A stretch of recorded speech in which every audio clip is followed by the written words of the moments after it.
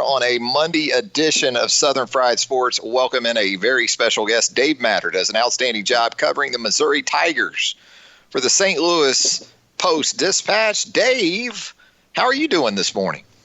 Doing well, guys. Thanks for having me. Absolutely. So, wow, where do we start? I mean, we, like everyone else, got word last week that the Missouri Tigers were looking at a minimum of 12 players being out for Saturday's opener against the Alabama Crimson Tide. Is that still where the number sits, Dave, or is there anything new to add to that? I guess you're like everyone else, just waiting to hear from Eli Drinkwitz. Yeah, nothing to add to that. Drinkwitz hasn't met with the media since he shared that news last Wednesday. He'll do his weekly media Zoom on Tuesday afternoon. They will have had, I think, 3 or 4 more tests since last Wednesday. So that number won't get any smaller than 12, but it could get bigger just based on positive tests and any close contacts to those positive tests that they've had. He didn't give any indication on what position group or who that might be that was out. Missouri did have a closed scrimmage on Saturday. Just from some of the photos and images that came out of that, several of their more high-profile players were out there. But we just don't really know who's going to be and who's not going to play and who could be added to that list. So it's kind of a mysterious game for sure. Yeah, Dave, keeping up with your stuff there with the Post-Dispatch, you've kind of alluded to maybe the offensive line feeling the impact of this. Is that an area that you think is of particular concern? I know it's an area where there was already some transition going on. What about that Missouri offensive line in general? That's been the one position group that he has kind of focused on as far as having some turnover. And they've had some injuries there too. Hiron White, who is probably the third most experienced returning lineman, is out with a shoulder injury that they haven't specified on how long that's going to be. But yeah, they've had just a real challenge trying to find a left guard. I think at one point Drinkwitz said they had 5 different left guards and 5 straight practices that they were just kind of rotating in there. They're pretty set at 3 of the 5 positions, or at least before any COVID absences. But the left side of the line has been kind of a challenge to fill that. So they're going to have some inexperience on that front 5 for sure, no doubt, on Saturday. Dave, maybe a couple grad transfers going to help Mizzou on the offensive side of the ball, perhaps one at a skill position, maybe one at the center position, I guess. Yeah, their center is Mike Maietti. He was Rutgers starting center for the last 3 years. Pretty highly graded guy. Rutgers wasn't anything special, but he was one of their better players for sure.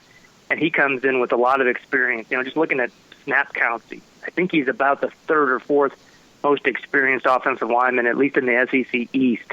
And there's some pretty veteran lines out there in this division. So yeah, he was I don't know if he's going to be an instant upgrade because they lost a 3-year starter, but he will help solidify, a position group that has had a lot of turnover over the last year.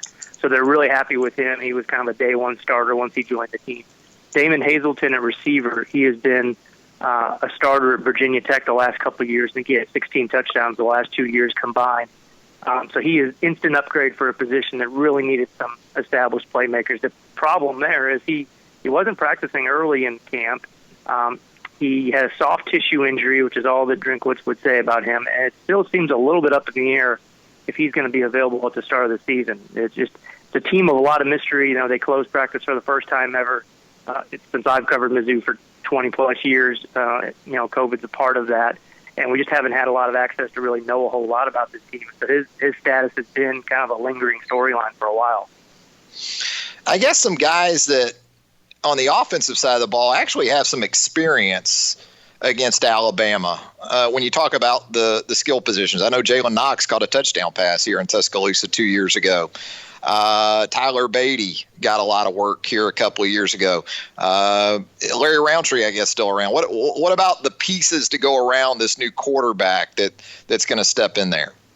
The backfield is a pretty good situation to have when you've got Larry Roundtree is a returning starter. He didn't have a great 2019, but he was a 1,200-yard rusher in 2018. And I think he's the leading career rusher in the SEC among all the returning backs. Part of that is just he's got so many carries. And then Tyler Beatty's a really good backup. I mean, he would be he'd be a fine starter on a handful of teams in the Power 5 level probably. And he's been a guy that's got kind of starters carries over the last few years in certain games for Missouri. So they're really happy about those two guys. Beatty is he led Missouri in receptions last year, kind of by default because their receivers are so bad. But he's a really multi-dimensional back, somebody that I think really fits into what Drinkwitz likes to do with really opening up an offense. And then Knox, like you mentioned, he's a guy that has been an outside receiver at Missouri. They're going to move him around this year, move him on the inside. He was a high school quarterback, so I think you can involve him in some trick plays and some more unconventional stuff.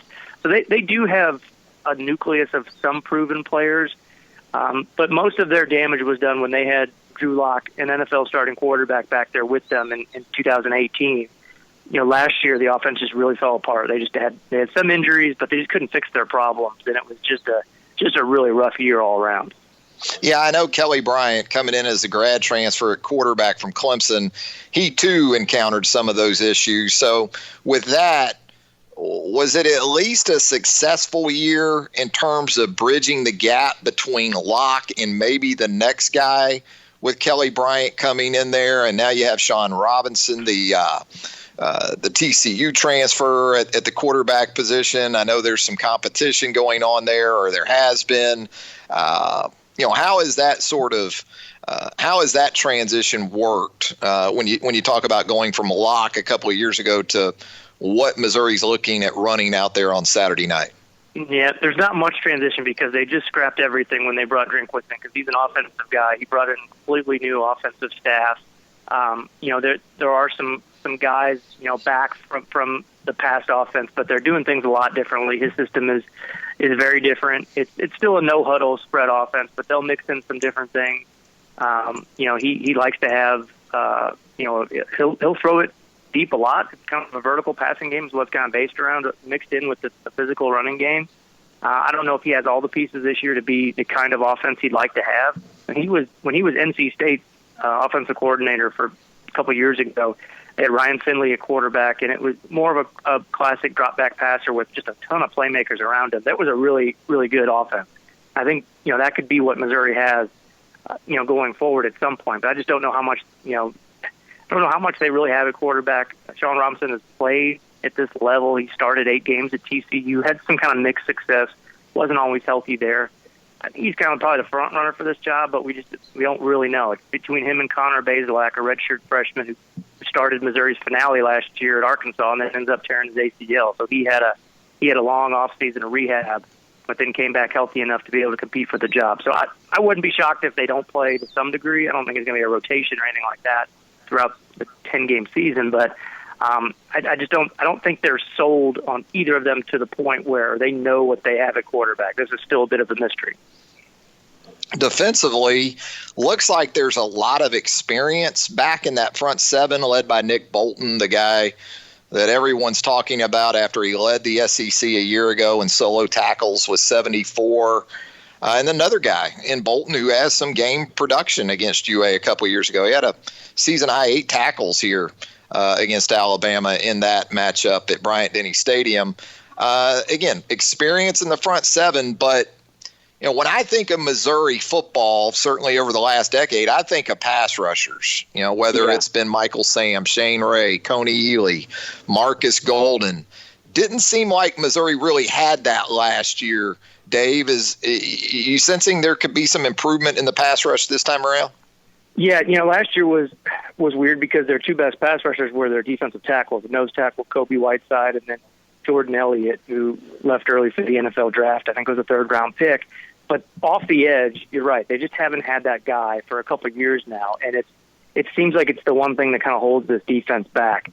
It puts so much pressure on their secondary to hold up against even average, credible passing games, much less really good ones like Alabama. So they've got guys that can be, if not all SEC players, be on the cusp of that. Bolton is one, obviously. I think Tyree Gillespie and Josh Bledsoe, their 2 safeties, are right there on the cusp of being considered some of the better players in the league. But without that consistent pass rush, whether it's off the edge or up the middle, it's hard to be a really good defense in this league. Missouri was top 15 in the nation in most defensive categories last year. Some of that is a little misleading because they were so bad offensively that teams didn't have to score 30 against them to win. So some teams could kind of go into cruise control in the second half because Missouri wasn't going to put up any points. But yeah, I think you're right about that. That has kind of been the missing ingredient that they've been trying to find. And they did keep 3 of their 5 defensive coaches, including coordinator Ryan Walters, who now gets to run his own defense without Barry Odom here, kind of looking over his shoulder. So it'll be interesting to see if they change much, if they build on what they've been, and if they can finally find that missing ingredient, that pass rush from the edge. Yeah, just 19 sacks, I guess, last year from Missouri. That was the lowest output for the Tigers in more than a decade or so, I think. So need to get that going, no doubt about it. We're talking with Dave Matter, does an outstanding job covering the Missouri Tigers for the St. Louis Post-Dispatch.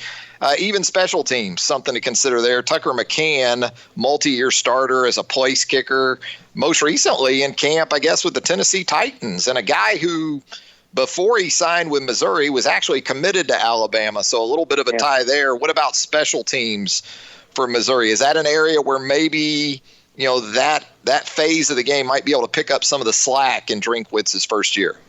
Yeah, I think that's the hope, but you got some newcomers in some specialist role. They brought in a graduate transfer punter from the division, Kentucky's backup punter the last 2 years. Their starter's been an All-American. He's been really good, so maybe being the backup, you're no slouch, but they're just for this year to be their punter, we'll see and handle the job. They got a true freshman that they recruited with a scholarship, Harrison Mevis, to handle the kicking job. He still has to hold off some walk-ons for that. That's another part of having closed practice. You just don't have a great idea of who's going to be those main guys. But, I think the guys on scholarship kind of get the first crack at it to see if they can live up to that status. So there's going to be some pressure on them. McCann was never elite, I would say, but he more often than not kind of held the job down. He actually punted for Missouri last year and did a pretty good job at that. But now you've got newcomers, and at least with your punter, you've got somebody who's done it to some degree in this at this conference, in this level. Grant McInnes is his name, the new punter from Kentucky. What are we talking about? We talking about 25% occupancy on Saturday night there at Faurot Field? What exactly are we talking about in terms of attendance for Alabama? That has Missouri? Been what they initially talked about. I think for this first game, I think it's going to be closer to 20%. So you're looking at, between, it seems like this number changes every time you talk to somebody because everything with COVID changes from day to day. But I maybe 12, 13, 14,000 if they max out at the capacity that they want to have. So there's going to be, I think they set last week up to 1,000 students. And they're kind of doing a tiered system there with older students get the first crack at tickets. And then season ticket holders for the Missouri fan base, and there's that minimum that they have to allow the visiting team to have. So it's going to be really weird just seeing the place with only so many fans like that, and especially in a big game with a big name opponent coming. But we'll see how this evolves through the season if they end up allowing more every week. Yeah, and I guess with the news of Missouri being down 12 players already, we ought to be more focused on Missouri actually being able to meet standards from a roster perspective. What's the concern level right now, in your opinion, Dave? I know it's sort of impossible to predict with this stuff, but where do you kind of sit on an expectation for this thing actually coming off on Saturday night? Well, and Drinkwitz was asked that specific question last week, and he said, with 111 people on our roster, we're not worried about hitting that overall threshold. But it is in the SEC, that threshold of scholarship players only, and not just the total roster. You can play, though, if you're under the threshold. It says that in the new rule, so you can still choose to play even if you're under that a little bit. I would think maybe a little more concern is just those position-specific limits that you can't go under, and that's with the offensive line. I think Missouri has 15 scholarship offensive linemen. 1 or 2 of them have an injury right now that I wouldn't think that they would be available.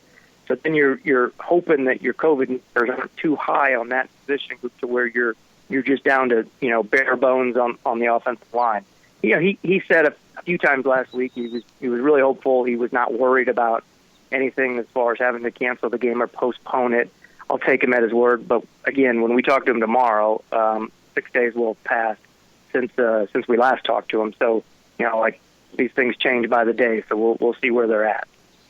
In addition to authoring 100 Things Missouri Fans Should Know and Do Before They Die, Dave Matter authored the biography for former Mizzou head coach Gary Pinkel, The 100-Yard Journey, A Life in Coaching and Battling for the Win. Interestingly enough, the foreword for that book, produced by Nick Saban, good friend of Gary Pinkel's, right? Yeah, he did an awesome job with that forward, too. We weren't really sure what to expect at the time when we asked him to do it. And I wrote, the book with Gary, but I contend that Coach Saban's chapter might be the best. He really put his heart into that. Had some great details from their days as GAs and teammates at Kent State, and we were just so appreciative of the efforts he gave. He really he didn't just hand it over to some graduate assistant or to a secretary to hammer out a few sentences. It was really from the heart, and it was awesome. So there you go. If you're an Alabama fan, you have a reason to buy one of Dave's books, the biography on Gary Pinkel. Get some good stuff from Nick Saban in there. Hey, Dave, we can't thank you enough, my man. Great work, as always, there at the St. Louis Post-Dispatch. And thanks again. We'll look forward to doing it at some point down the road. Absolutely. Thanks for having me.